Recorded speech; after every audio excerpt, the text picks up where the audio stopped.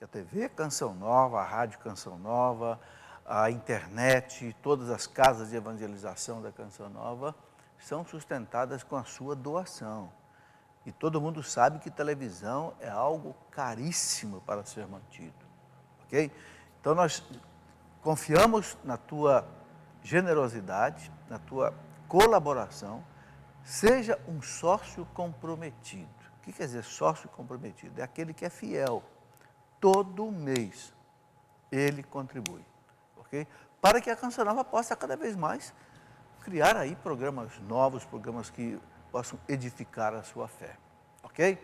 Muito bem, quero mostrar aqui rapidamente alguns livros, porque os livros nos ajudam muito a viver a nossa fé. Um livro sobre a igreja, a minha igreja. Quem quiser conhecer a igreja, leia este livro. Igreja Corpo de Cristo, Templo do Espírito Santo, Igreja Una, Santa, Católica, Apostólica, a história da igreja. O que quer dizer isso tudo? Então, esse livro aqui, né, todos esses livros que eu vou mostrar, você pode adquirir aqui pelo Davi, Departamento Audiovisual, ok? Quero mostrar aqui, estamos aí celebrando Corpus Christi, né?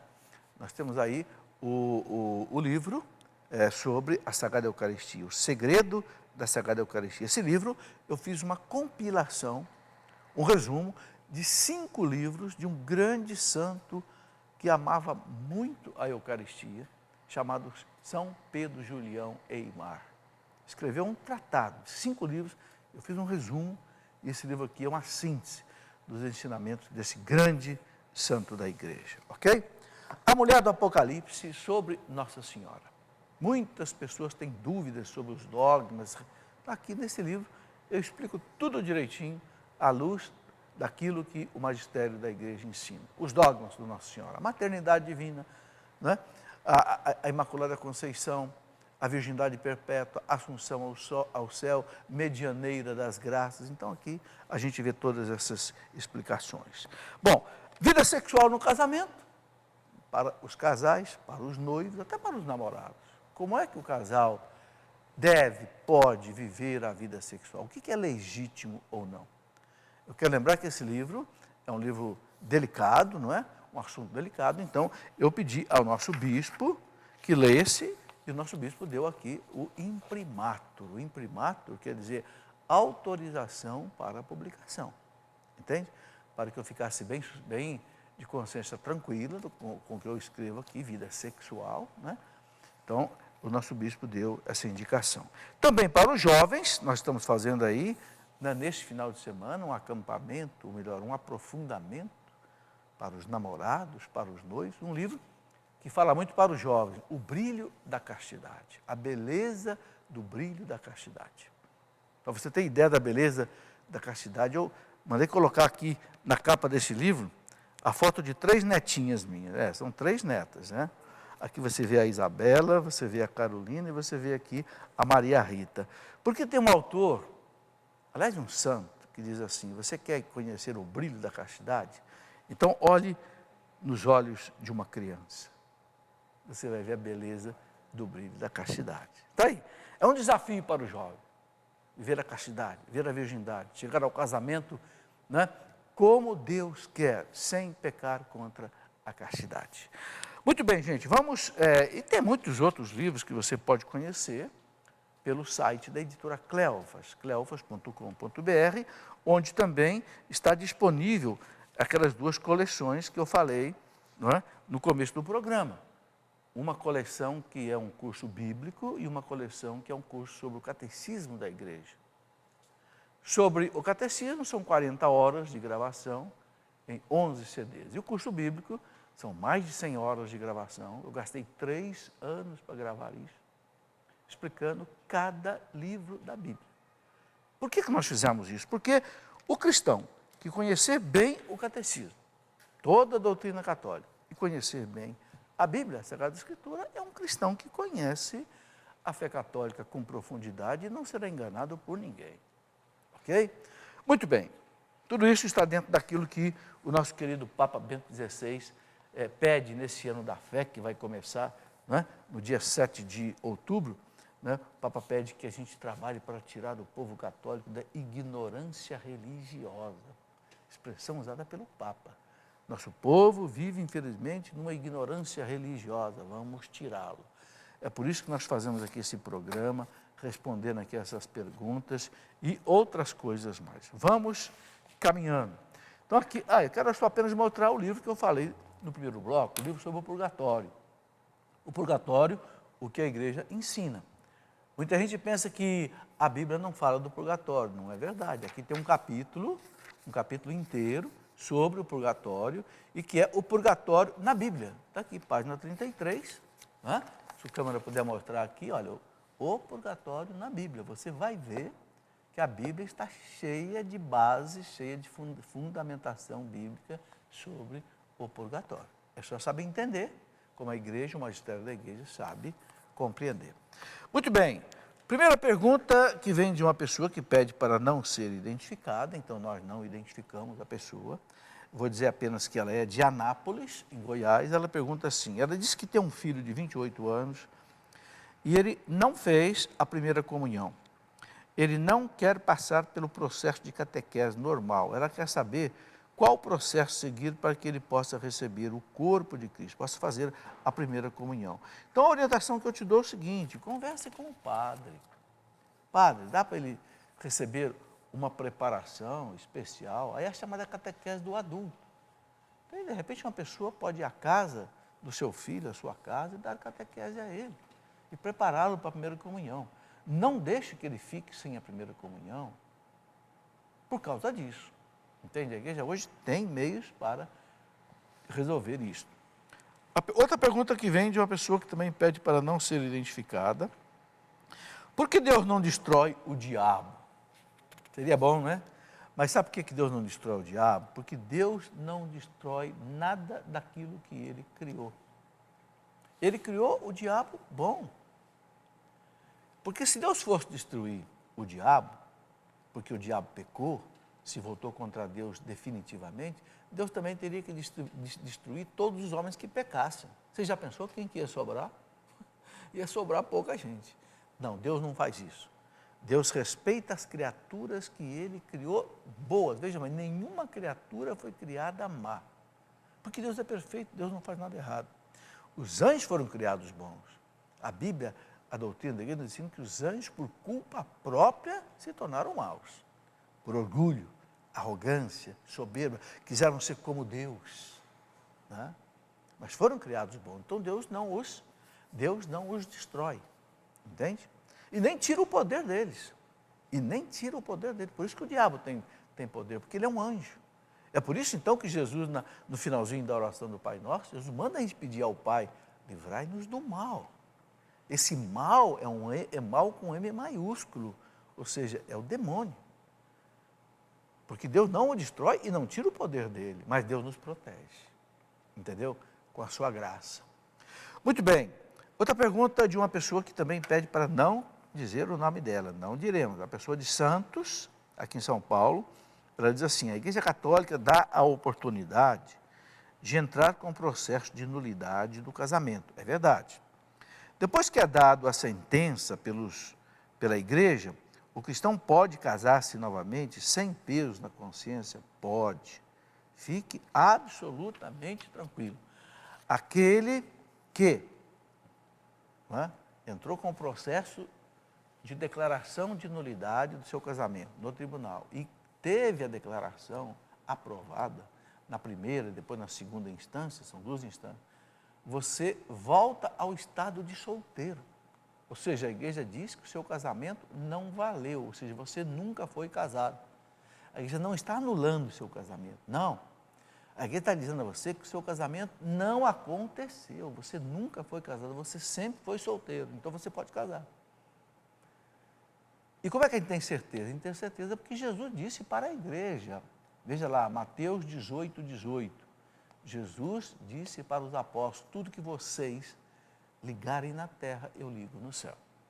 E disse para Pedro, só que Pedro é Mateus 16, 18.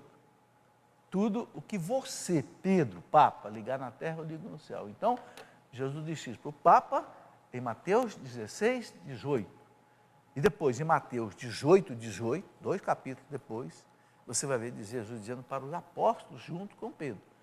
O que vocês ligarem na terra, eu ligo no céu. Então, se a igreja disse aqui na terra que o seu casamento não valeu, o céu diz que o seu casamento não valeu. Ok? Deus quis dar esse poder à igreja. Então, a igreja tem esse poder. Bem, outra pessoa que também não quer ser identificada, a cidade dela é Salvador, na Bahia. Ela pergunta assim, quer saber por que na América do Sul nunca foi colocado um cardeal para ser papa? Bom, colocar um cardeal para ser papa sempre foi colocado, porque nos conclaves, nas reuniões para eleger o papa, tem cardeais da América Latina, nossos cardeais todos participam. Agora, o fato de não ser escolhido até hoje um cardeal da América Latina, aí é problema do Espírito Santo. O Espírito Santo, nós sabemos, ele assiste os cardeais na eleição do Papa. Se os cardeais até hoje não elegeram nenhum Papa da América Latina, não é porque não chegou a hora. Mas há de chegar. Já houve papas africanos, já houve papas asiáticos, já houve papas europeus, não houve papa ainda da Oceania e da América do Sul, nem da América do Norte. Mas eu penso que não estamos longe disso acontecer, ok? Não há nenhum impedimento para isso. Bom, uma pessoa que não colocou nenhuma observação, a Ana Paula, que é da cidade de São Mateus, no Espírito Santo, pergunta assim, pergunta sobre a masturbação, é permitido? Ela diz que tem um filho de 13 anos, evidentemente ela deve estar vivendo esse problema com o filho. Ô, Ana, a masturbação é pecado.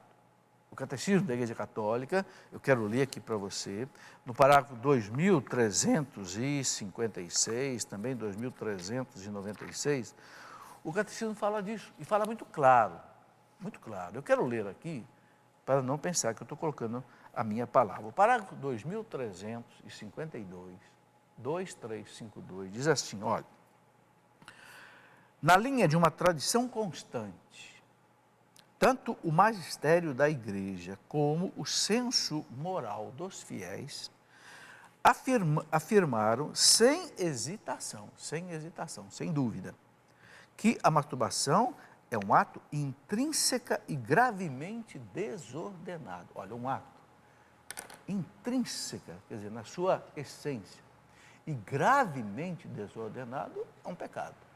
Santo Agostinho chamava o pecado de desordem. Okay? Aí o Catecismo diz aqui, qualquer que seja o motivo, o uso deliberado da faculdade sexual fora das relações conjugais normais contradiz sua finalidade. Então, por que a masturbação é um ato intrínseca e gravemente desordenado? Porque é um sexo egoísta, fora do casamento. O sexo ele tem sentido quando ele tem as duas dimensões, unitiva e procriativa. O casal se une para manter a sua união, para fortalecer a sua união, para celebrar a sua união e para gerar os filhos. Ora, na masturbação não acontece nada disso. Primeiro, porque não tem casal. Segundo, porque não tem união. Terceiro, porque não tem procriação. Então, é um ato realmente fora do plano de Deus. Agora, o Catecismo diz uma outra coisa muito importante. Veja bem, o tamanho dessa culpa, a gravidade desse pecado. O Catecismo diz assim, olha, para formar um justo juízo sobre a responsabilidade moral dos sujeitos, ou seja, daquela pessoa que vive a masturbação, e orientar a ação pastoral, deve-se levar em conta a maturidade, a imaturidade afetiva, a força dos hábitos contraídos, o estado de angústia ou outros fatores psíquicos ou sociais que diminuem ou deixam mesmo extremamente atenuada a culpabilidade moral. Então, aí é preciso entender o seguinte, uma questão delicada, a questão agora pastoral. É preciso, todo erro, em todo erro existem duas coisas, as agravantes e as atenuantes. Então, pode ser que no caso de masturbação existam atenuantes, ou seja, coisas que diminuem a culpa da pessoa. Então o Catecismo cita aqui, por exemplo, problemas psíquicos, problema de imaturidade afetiva, força dos hábitos contraídos, o estado de angústia, e coloca até fatores sociais Quer dizer, o jovem hoje, ele vive uma pressão terrível em termos de sexo. É internet, é revista, é filme. Então, o jovem hoje, ele é muito mais pressionado a se masturbar do que no meu tempo. De jovem, que não tinha nada disso, não tinha internet, não tinha revista Playboy, não tinha nada disso para infernizar a vida do jovem. Então, isso são atenuantes. Veja, eu não vou dizer que não é pecado. Então, aí, cabe ao confessor, ao diretor espiritual, dizer da gravidade dessa culpa, entendeu? É preciso ajudar os jovens. Os jovens são as vítimas da masturbação. Então, é preciso ensinar o jovem a lutar contra a masturbação com a oração e com a vigilância. O remédio que Jesus deixou, vigiai e orai. O espírito é forte, mas a carne é fraca.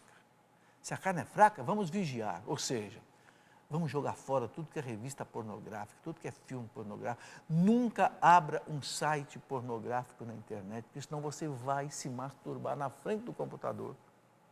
Você entendeu? A gente não pode ser incoerente. O jovem cristão, ele não pode ser incoerente. Porque quem brinca com fogo se queima. Entendeu?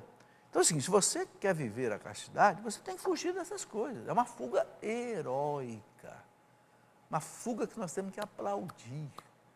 E depois Jesus diz, orai, vigiai e orai. Então o jovem precisa orar, o terço, a missa, os sacramentos, a meditação da palavra de Deus, entende? O amor a Jesus Cristo crucificado por nós. Muito bem. E eu quero ainda ler o parágrafo 2396 para concluir, porque o parágrafo 2396 repete uma coisa interessante quando ele diz aqui o seguinte, olha, 2396, ele diz assim, olha, entre os pecados gravemente contrários à castidade, veja bem, entre os pecados gravemente contrários à castidade, é preciso citar a masturbação, a fornicação. O que é fornicação? É o sexo antes do casamento. A pornografia e as práticas homossexuais. Não a tendência homossexual, mas as práticas, o ato homossexual. O parágrafo 2396 diz que são pecados gravemente contrários à castidade. Então, eu penso que ficou bem respondida esta pergunta. A pergunta que vem da cidade do Rio de Janeiro, a pessoa pede para não ser identificada. Ela diz assim, um pecado cometido no passado pode ser confessado agora? Pode. O pecado pode ser confessado a qualquer momento, ok? Ou será que ele já foi perdoado? Ele já foi perdoado se você já contou em confissão. Ou também é o seguinte, a igreja ensina o seguinte, quando a gente se prepara para a confissão, faz o chamado exame de consciência. Você foi lá, confessou, contou ao padre tudo que você lembrou de pecado. Mas depois você saiu da confissão e lembrou, nossa, esqueci de contar um pecado. E agora? Esse pecado que você esqueceu de verdade, está perdoado. É claro que não é aquele pecado que você escondeu do sacerdote, não. Mas aquele pecado que você, sem má fé, sem dolo, você esqueceu, ele está perdoado. Mas se você quiser, numa outra confissão, dizer, padre, eu me confessei, mas eu esqueci de contar um pecado. Quiser contar, conte. Ok? Não há problema nenhum. Ok? Então, esta é a orientação da igreja. Bem, aqui a Aline, que é do Rio de Janeiro, pergunta o seguinte, ela é casada, gostaria de saber se é permitido ter um altar com a imagem de Nossa Senhora e a Bíblia no seu quarto. É claro, Aline, claro que é permitido e até louvável, até bonito, que você tenha no seu quarto aí, ou na sala, ou em algum outro lugar da sua casa, um oratório. Inclusive, eu quero lembrar que uma das maneiras da gente ganhar a indulgência plenária para a nossa alma ou para a alma de alguém, é quando você reza em família o terço diante de um oratório. Entende? Se a pessoa fez a confissão, participou da comunhão, rezou pelo Papa, um Pai Nosso, uma Ave Maria e um Glória, e rezou um terço, é uma das maneiras, né? Rezou um terço diante de um oratório em família, ela ganha indulgência plenária. Ok? Flaviano, que é da cidade de Recife, em Pernambuco, ele diz assim, ele conhece uma coleção de 4 livros chamados Curso de Instrução Religiosa, de autoria do Monsenhor Cowley. Gostaria de saber se essa coleção tem o mesmo conteúdo do Catecismo da Igreja Católica. O Flaviano, eu conheço um livro desta coleção do Monsenhor Cowley. São 4 livros, eu só tenho um, porque é um livro muito antigo. Se é esse que eu estou pensando, é um livro lá da década de 40 ou 50, 1940. É um livro excelente. Agora, você pergunta se ele tem o mesmo conteúdo do catecismo. Ele tem, só que não está atualizado. Por quê? Naquele tempo, lá na década de 40, 50, quando o Monsenhor Cowley escreveu, ele não tratava de uma série de problemas que existem hoje, bebê de proveta, inseminação artificial, útero de aluguel, né, essas coisas todas. Então, o catecismo está mais atualizado, entendeu?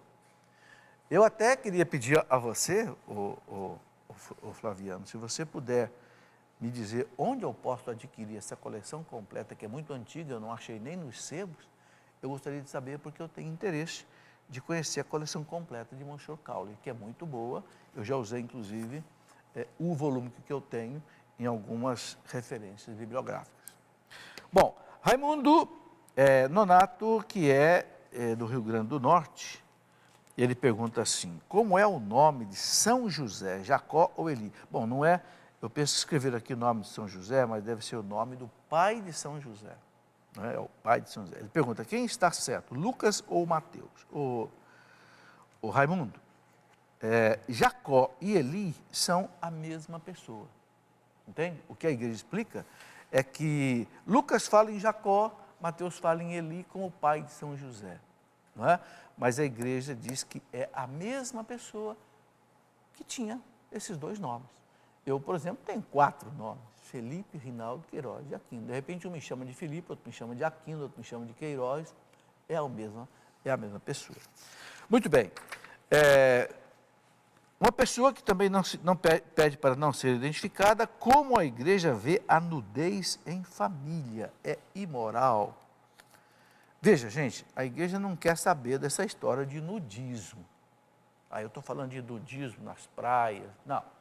Essa história aí, a igreja não quer saber dela, porque a carne é fraca, não é? O homem, principalmente, é tentado pela mulher nua. Nós não podemos brincar com fogo, não é? Então, a igreja não quer saber dessa questão de nudismo. Agora, em família, um pai, né, que toma banho junto com um filho, ou com uma filha pequena, aí já não tem essa característica, entende? Mas mesmo assim eu penso que é preciso ter um certo equilíbrio, né? Principalmente quando os filhos vão crescendo, eles já vão percebendo também a sua diferença entre os sexos, com mais, assim, sensualidade. Então aí é preciso preservar um pouco mais, né, esta questão. Bom, aqui é uma pergunta que vem da cidade de Uberaba, em Minas Gerais, não é? Maria do Rosário. Pergunta assim, se o crisma é a confirmação do batismo, quer dizer que o batismo não valeu? Não, não é nada disso, entende? O batismo é o primeiro e grande sacramento que nos introduz na igreja, no corpo de Cristo. Tanto assim que ninguém pode receber outro sacramento sem antes ser batizado. Ninguém pode se casar sem ser batizado, ninguém pode se confessar, receber a primeira Eucaristia sem ser batizado. Por quê? Porque não está dentro da igreja ainda, não é cristão, não é membro do corpo de Cristo. Agora, por que se diz que a crisma, né, é o sacramento da confirmação? Porque ele vai confirmar tudo que a criança já recebeu no batismo, ou o próprio adulto já recebeu no batismo. Ou seja, ele vai fazer com que todas aquelas graças do batismo sejam afloradas na vida da pessoa, pelo poder do Espírito Santo. Então, é uma graça suplementar, vamos dizer assim, uma efusão do Espírito Santo, para que a criança ou adulto que já recebeu no batismo, por exemplo, os dons infusos do Espírito Santo, esses dons floresçam, esses dons, né, porque o crisma é dito o sacramento que faz da pessoa um soldado de Cristo. Você vai preparar você para a luta. Então, aquilo que você recebeu no batismo, principalmente a criança, não é?